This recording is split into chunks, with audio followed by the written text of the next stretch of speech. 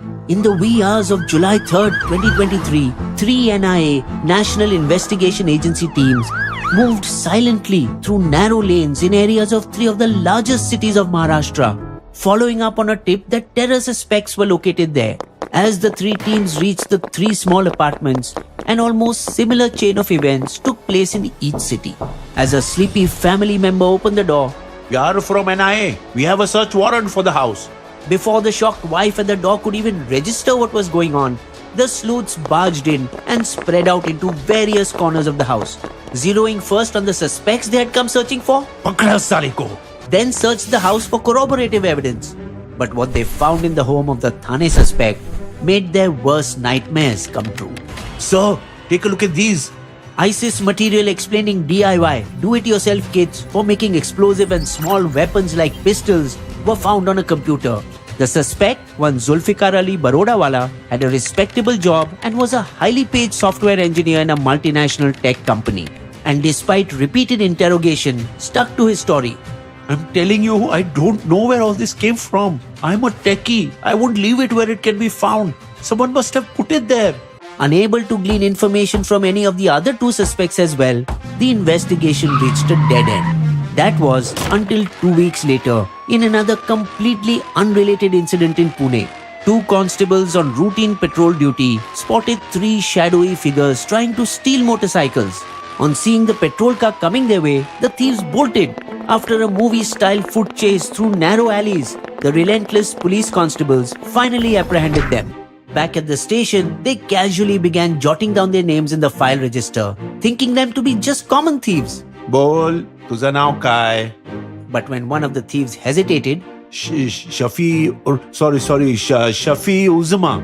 they got suspicious. Aadhar card dakhav.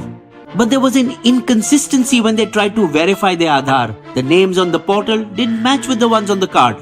This seemed like too much sophistication for mere bike thieves. This is strange. We need to search their homes.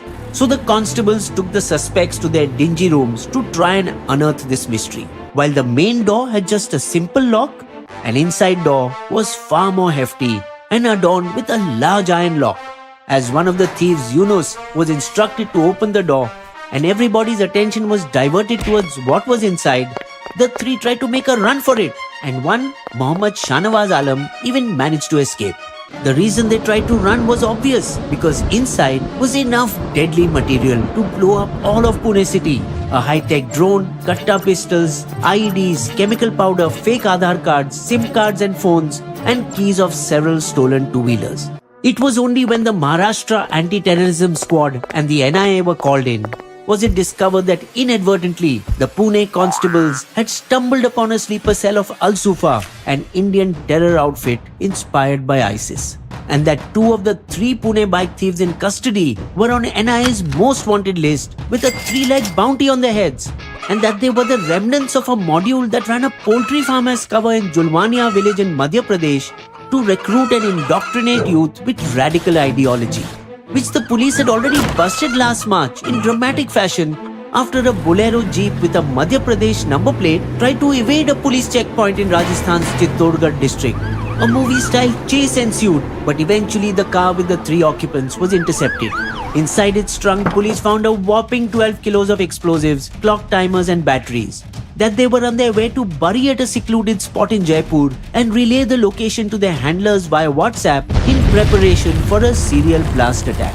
However, the bike thieves Imran and Yusuf managed to escape from the MP poultry farm to Pune, where they met up with one Qadir Pathan during Friday prayers, an activist of the Tablighi Jamaat, who was part of the sleeper nexus and whose job was to provide safe spaces, and who gave them a dingy dwelling to stay in the Kondwa area and 8,000 rupee jobs at his graphic design studio so that they remain under the radar of agencies. It was here where they made their fake Aadhaar cards, with the help of which they procured restricted chemicals, internally codenaming them Shirka for sulfuric acid, rose water for acetone, and the best, Sharbat for hydrogen peroxide, which were used to make IEDs, improvised explosive devices at their hideouts, from a document codenamed The Recipe, the IED design paper that the police later recovered from the inside of a ceiling fan of their rented flat. The duo had been stealing bikes for a reason, They used them to transport these homemade bombs for testing, riding hundreds of kilometers into the interior jungles of Pune, Kolhapur and Satara, where they first recce'd the place with a drone to confirm that they were in a secluded area, then tested out the quality of their bomb-making skills and measured the blast intensity on special gauges. When ATS's bomb disposal squad surveyed Bopat Ghat Valley in Pune's Kondwa, they found traces of ammonium nitrate and other explosives. Thus, 3 separate, unrelated incidents in different states helped Maharashtra ATS to join the dots in August this year. Photos of possible targets found from seized laptops included one of Chabad House in Mumbai's Kolaba, a target in the 2008 Mumbai terror attacks, indicating they could have been planning a bigger conspiracy than the 26/11 Mumbai attacks. But they had still not identified the person who provided the ID recipe, taught them bomb making, and financed the operation. The ATS only discovered the mastermind of this whole operation after they studied everyone's call records and found one common number that connected them all. It was of none other than the techie Zulfikar Ali Barodawala, who the NIA had apprehended from Thane, Maharashtra in the early morning raid.